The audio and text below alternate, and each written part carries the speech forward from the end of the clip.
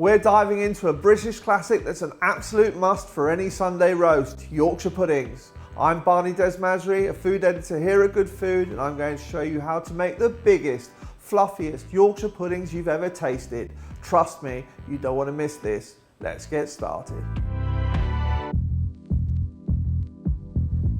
So for our best ever Yorkshire puddings, you need just 3 ingredients. So Yorkshire puddings are made with eggs, flour and milk.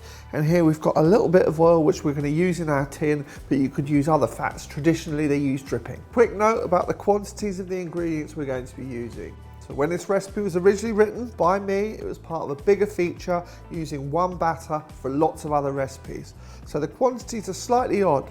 But don't get me wrong, this recipe will work first time for you. It is absolutely foolproof. It's had over 1,000 5-star ratings, so we know it works. But the one thing I want to tell you, and the secret to perfect Yorkshire pudding batter, is the same volume of ingredients. So yes, there are quantities. Yes, I can tell you I've got 200 millilitres of milk, I've got 140 grams of flour, and I've got 4 eggs. But if you were to measure them all in a cup or in a jug, you would realise that the quantity, as in the volume of the ingredients, are exactly the same. So if you want to halve this, or if you don't have scales or you can't measure things, the secret to the perfect Yorkshire pudding batter every time is the same volume of ingredients.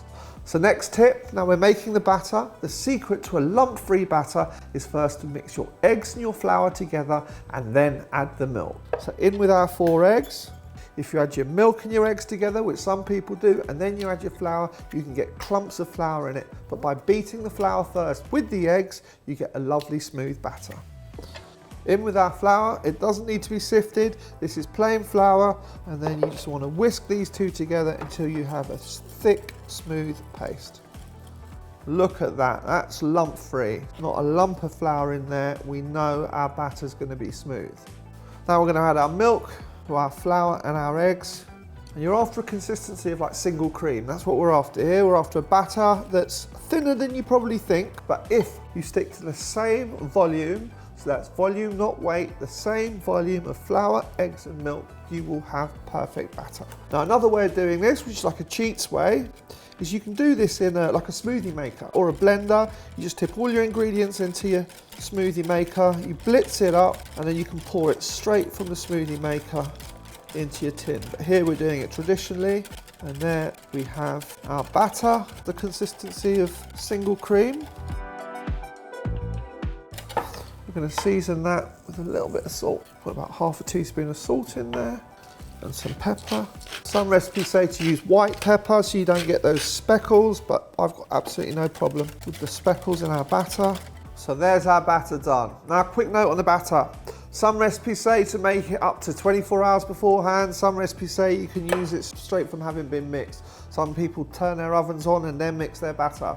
Now I've tried it every which way, and I want to say that the batter can be used straight away. You will still get puffed up Yorkshire puddings. There'll be absolutely nothing wrong if you're short of time and you haven't made your batter yet. But if you do want to get ahead and you do want a better flavour, so for some reason when the batter sits and the flour has had a chance to hydrate, it develops a better flavour and you do tend to get a taller rise. So you can use the batter straight away, you're still going to get very decent Yorkshire puddings, but if you want to get ahead or you do have time, your batter can be made up to 24 hours ahead and kept in the fridge. So we need to get some oil in our tin and we need to get our tin hot. I've got my oven on 220, which is 200 fan, about a teaspoon in each hole. Now this mix makes 24. But another thing about Yorkshire puddings is they freeze really well. So if you wanted to, you can make a double batch. You could freeze half for another time. You just pop them out the freezer, heat them in a low oven or heat them in a microwave, and you're good to go. So now this needs to go into the oven for about 10 minutes until the tin and the oil is really lovely and hot. We're going to add our batter to the tin. We need to do this quite quickly while our oil is hot. We want to add about a third of the way up.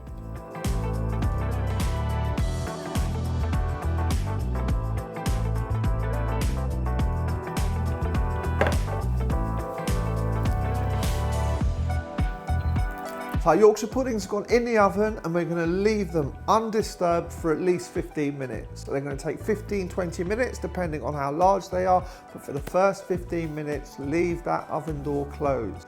By opening the oven door, you're just going to get rid of the heat and they're going to take longer to cook. It's not that they're not going to puff up, it's just easier and quicker if you leave the oven door closed for the first 15 minutes. I mean, look at those. Light, airy, and with just the right amount of crispy. If you love this recipe, hit the like button and share it with everyone who needs a bit of Yorkshire pudding magic in their lives. Thanks so much for tuning in. Get the full recipe in the description and don't forget to like, subscribe or hit the bell icon for more episodes.